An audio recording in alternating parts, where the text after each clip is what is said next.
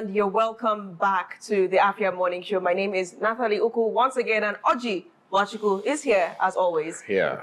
Now we're looking at something that, like I said, has caused so much excitement, happiness, a feeling of wanting Christmas to be here already for some reason, because we attribute that season to watching masquerades and just being excited all together. And this is, of course, the newly installed Ijele Masquerade at the Onu Asata Roundabout. So lots of comments have trilled it, lots of reactions, people taking videos, people making comments on social media. And as at this morning, this masquerade, I kid you not, looks as beautiful as ever. As the final figurines have been added, as it stands, it's now complete. The artist is here in the studio with us. And as the show progresses, we'll be showing you those pictures. So you see just how this masquerade looks this morning, now that all the attachments and other pieces of glory have been added to it. Joining us now in the studio is Mr. Sunday Chukwu, the sculptor behind the Ijele Masquerade sculpture. Thank you so much for being with us this morning. Thank you very much. Welcome. Natalie. Welcome. Thank you very much, Jason. You know, there are rumors that you love big artworks, that you love massive things. And now I've just learned this morning, things that appear to move. You said that you can actually make that masquerade dance if that's what we demand. Yeah. So tell us about your interest in art and, you know, your taste in art. University of Benin trained sculptor. I majored into sculpture and decided that I like to create humongous pieces. And a friend of mine, Solomon Elusaji, working with This Day then in 2014, named me in the headline as the artist of big things. And it's been like that I have interest in not just making art pieces or making sculptures, but making humongous works, because it gives me very, very big satisfaction. And, you know, and ever since then, all the commissions I get are humongous pieces. So many a time, you know, I think from my university days, I have this trouble with doing it more than the usual size. And my lecturer would say, you know, Sunday, if, you know, actually before we're bringing out the masquerade, I had plenty challenges because of plenty wires, high tensions on the road. I had the same trouble in my hostel room in the Kenwa campus, where I did an assignment in my room, a sculptural piece, and I couldn't take it out of the room. I had to destroy almost half of the work and recouple it back. So, you know, my Professor Egwali now will say, you know, everybody says, only you are too loud. In the class, only you are too loud. So it's like that. So it's become, I think Professor Egwali was saying it every time, you are loud and you do too much. And I think possibly he cost me. I'm sorry, I don't know, he cost me in the right way. And, you know, it became like that, you know, continuously in all the works I have created. My undergraduate project, 2016, the 21st century sculpture is 21 foot. In NY, I served in Jigawa. I did sculptures of core members. It's 20 foot each, male and female. African eye cataract in Benin, towering about 24 foot. And now, you know, when the opportunity came again, I said, you know, let's take it to another dimension. I said, 30 feet. I see you standing in front of the masquerade, and of course, that is now that it's finished. I just want to keep seeing those pictures. Let's keep having some of them. This is the finished masquerade. You can see the artist before the work that he is so proud of. We need a clear view of this. Let's just keep looking at this slideshow. Look at the different sides of it and just be marveled at it. It's extremely, extremely beautiful. And from this side that we're looking at it, it appears to be dancing. I can almost imagine it moving and all of that. So tell us about this masquerade and, you know, the journey to creating this particular piece of art. And now that it's finished, your thoughts? The Ijele Masquerade is the most iconic masquerade we'll have in Igbo land, and the biggest we have in Africa and in the world. It's a revered masquerade. So when I was called upon to make the piece, I knew a lot of things will go into it, right? I made researches, read a whole lot. I have never seen Ijele Masquerade perform before. I have never seen it, right? I started the project and was looking, I don't even know where I was going to end. I got to know that the Ijele Masquerade, when it comes out, it's a representative of ancestors and spirits, right? And it has plenty, it embodies a whole lot of goodwill, blessings, healing prowess, and everything. And when it comes out, people are excited. And there is this thing about being therapeutic for people looking at them. It is believed that, legend has it that people that have issues, healing troubles, when they see masquerades, they're happy. And you agree with me that there are some therapeutic effects for you to, when you're happy, some things will go off you, especially when it comes to health. Mm-hmm. So these are what the Ijele does for the people, and it's, you know, like a protector of the community too. So, you know, it represents a whole lot.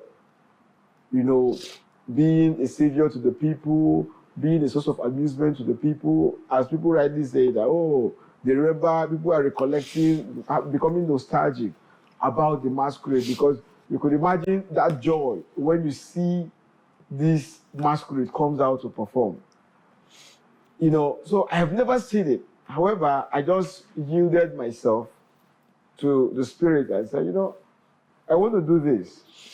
Make me to do it. Because I feel that as I've not seen it and I've researched about it, if we don't do a visual representation of it now, it will go out of extinction. Owing to the fact that the advent of civilization, westernization is eating very deep. So we have to come up with monuments like this that will tell generations yet unborn what our beliefs are. During the masquerade, I commenced the work, and, you know, the structural part of the work, which is the most important thing, very, very important. And I must mention that there was no compromise in the quality of materials I was going to use to do the work. The materials that the conventional Ijele people use are just material, are just clothing material, textile material. But I was going to do something that would outlive me. And I would like to tell the world today that the years of the masquerade would exceed 100 years. From my researches, testing of all my materials, the works are made of steel sheets, rods, irons that are of the best of quality, right? That way, I got my materials, the steel poles, the rods, the metal sheets. The steel pole holding the whole work is about 6 mm, and the other part is about 8 mm, and I used very, very thick sheets to achieve it. Now, while I was creating the work, on the 4th of September, something happened. Though my family had to leave me to go on a holiday because it was a very sacred work and I needed to give it my all, they left me to go to Benin for a vacation. So I was just alone. So on the 4th of September, after talking to my wife about 3 a.m., we would always talk, like when we were far from each other, we talk. So I just like took a sleep because it was just a short sleep before I could start my work by 6. Every day I did this market, I started the work by 6 or to 6 a.m. I had a dream. And what was the dream? I was sitting in an open theater and I had 4 Ijele masquerades that were performing in front of me. 4 of them, because there are different kinds of Ijele everywhere. You see different motifs, you see different patterns, you see different color. But I wanted to create the one that would be outstanding, the one that would thrill the world. And when after seeing these things, I've not seen the back of them. I've not seen the back of. I don't know what it consists like, and I don't want to do something that when it comes out, people will say, "Oh, it looks like it," or if I wish he tried, or he does it. My aim was that no matter whatsoever hamlet you come out from in Southeast Nigeria, you would know that this is it. Perfecto. Because you will see something that would resonate with you. You've said something very striking, and I just want to, re-echo that this masquerade would exceed 100 years. Yes. Not would last, it would exceed. Yeah, it would exceed 100 years. I love the fact that the spiritual part of everything that entails, embodies the Ijele Mmowu, right? And the dream too.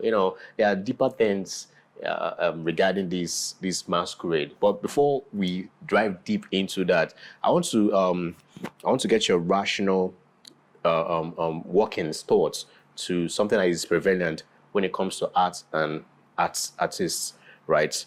How do you handle creative blocks and constructive criticisms, right? How do you handle that as an artist? One thing I do as an artist is trying to protect my happiness and joy. Right? That's what motivates and makes you create. Yes. If I'm not happy, I don't work. If I'm not happy, even if I'm happy, I need another level of happiness to go into work. And if I'm happy and I go into a work, the work I will do for 6 hours, I can do it in 30 minutes. So if, as a creative, you understand these things, you will know that when you're going to work, you have to be in the best of mood. That way, things will go very, very fast. And if there is a block, a creative block, you should switch into doing something that would build up happiness for the main work. How do you achieve and attain that? You do what you have interest in doing. I tell stories. I tell stories to myself. I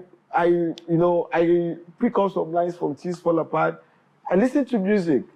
Sorry, I want to get something though, because I know this is prevalent too. So how do you tell your story to yourself? In front of the mirror, or you just talk to yourself? No.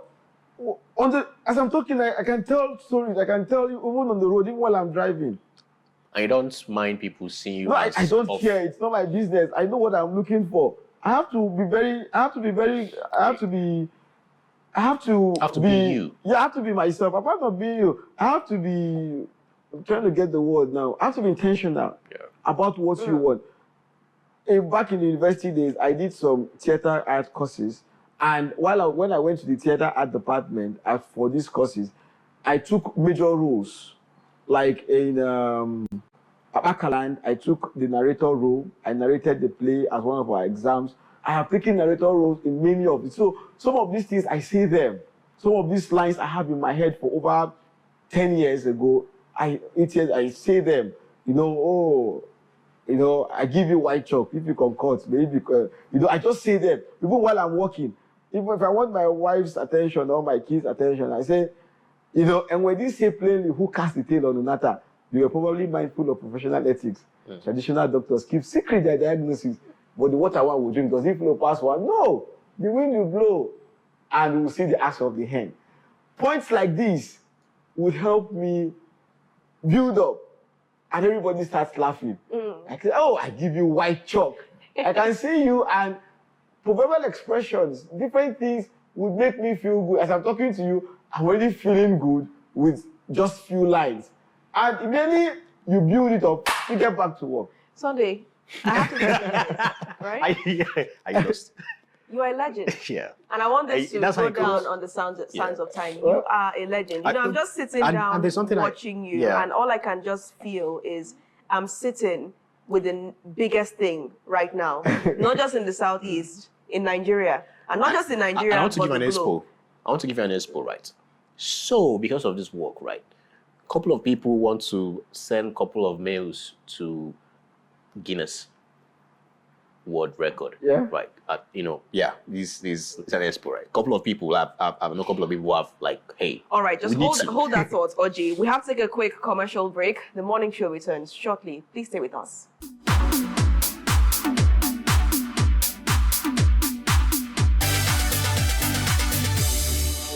Welcome back to the Afia Morning Show right here, DSTV 254 and GoTV channel 17, and you're getting us live right there. And also our social media platform at Afia TV Official. Well, we're having a conversation with this man, an exceptional man, a legend, by the way, in the making.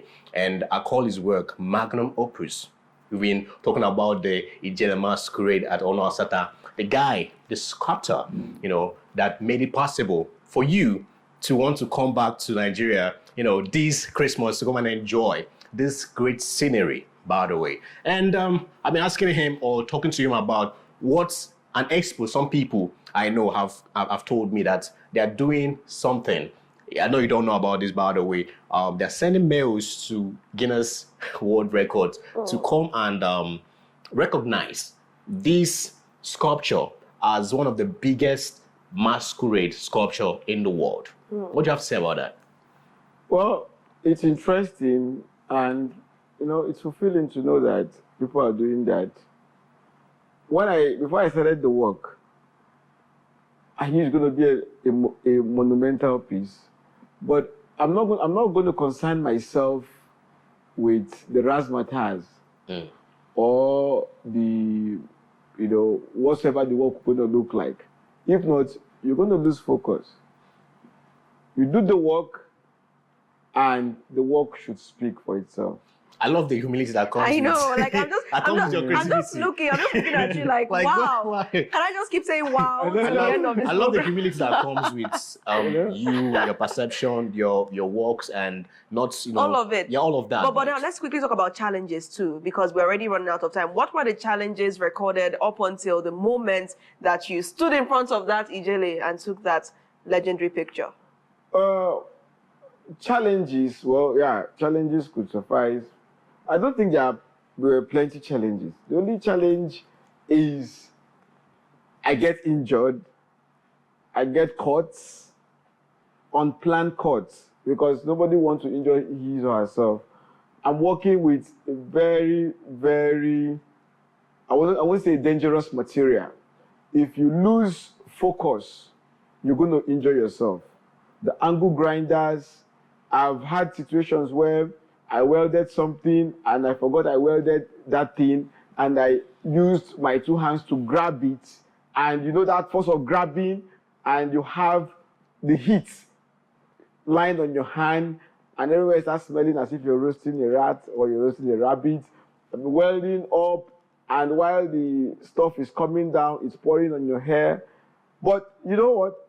I've never stayed 30 minutes or 20 minutes out of each time I get an injury. If there's a cut and it's very deep, I apply some first aid, get my first aid, but apply some stuff, tie it up and continue. So it propelled me to continue. There was a day while my wife was away, I got a very bad injury on my foot. Something dropped and gave me a very deep cut, I think in one of the fingers. And the blood was so much because I've been active. So blood was gushing out. I started asking myself, so Sunday, what do you intend to achieve with all these things you're trying to do? I started, and tears dropped, and I entered inside the masquerade, and I just sat down, like, wow, what kind of thing is this? Look at why, at the time I was like, why did I get to, Sunday, didn't you know that this will happen? But what will I do? I have to continue because the work must not fail. It mustn't. It's great to see how this work took blood, sweat, tears, all from you, and you still manifested at the very end. Congratulations. I must mention, in all this, I am nothing. There's a powerful being that is behind me, and God is. We see it echo.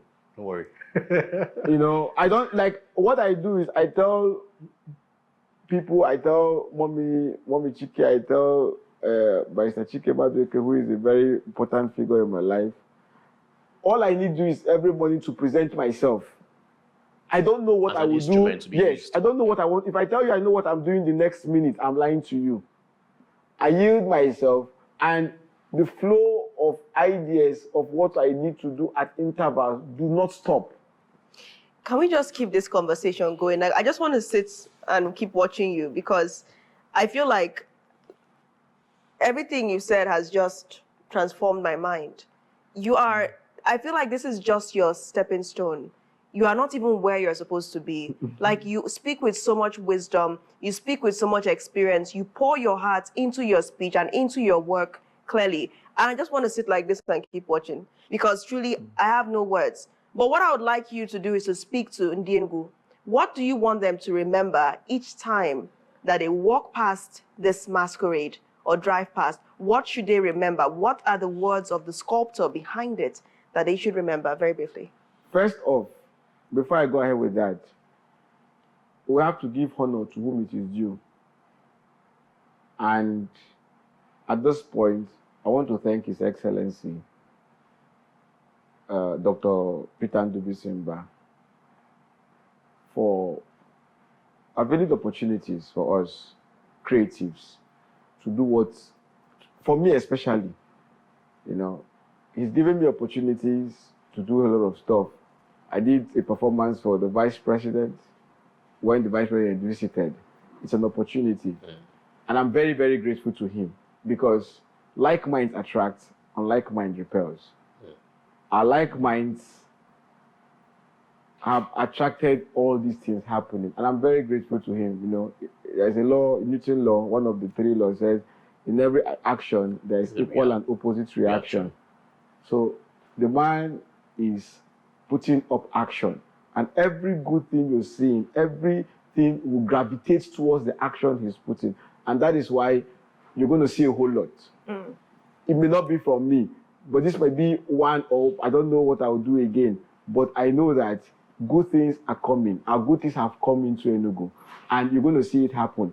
I'm not a prophet, but I've said it that this action is causing a lot of reactions from every creative or every person that has something to offer this state, so that we can be a very developed society with our cultures.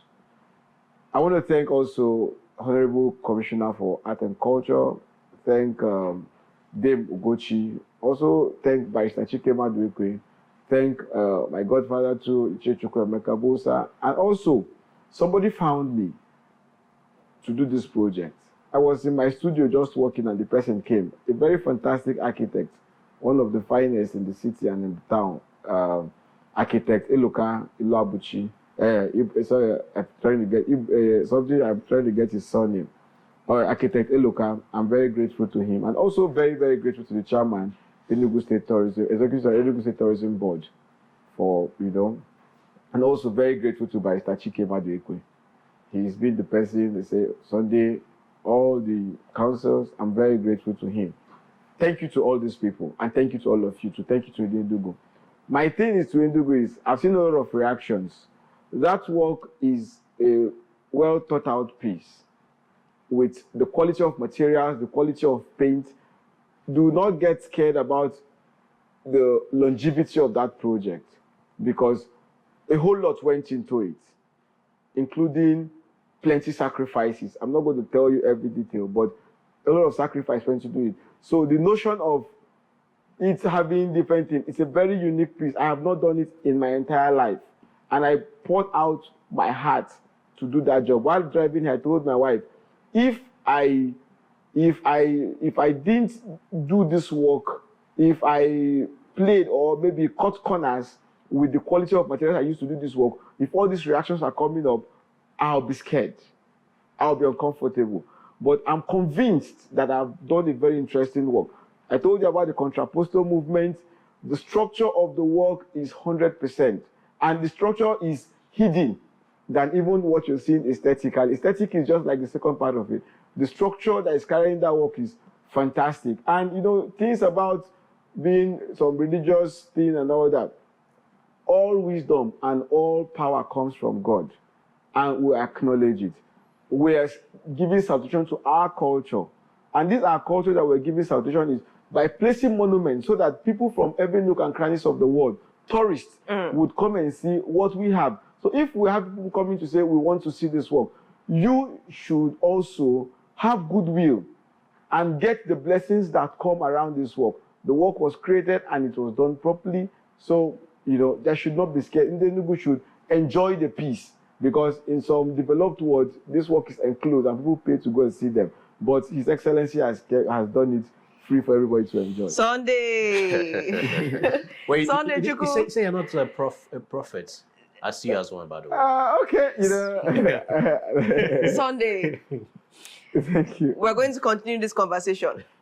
And that conversation is going to be continued with the special documentary that Afia TV is working, chronicling the story of the making of this masquerade by yours truly, Sunday Chukwu. Thank you for joining the show today. I'm very grateful. Thank you, Natalie. Thank you, Oji. Yes. You guys are very fantastic. And I thank you for all you're doing for Southeast, for Nigeria. And, with all this, we're going to make our country and our state great again. Thank you very much. Thank you so much. We'll take a quick break now. Let's catch our breath. More to come. Stay with us.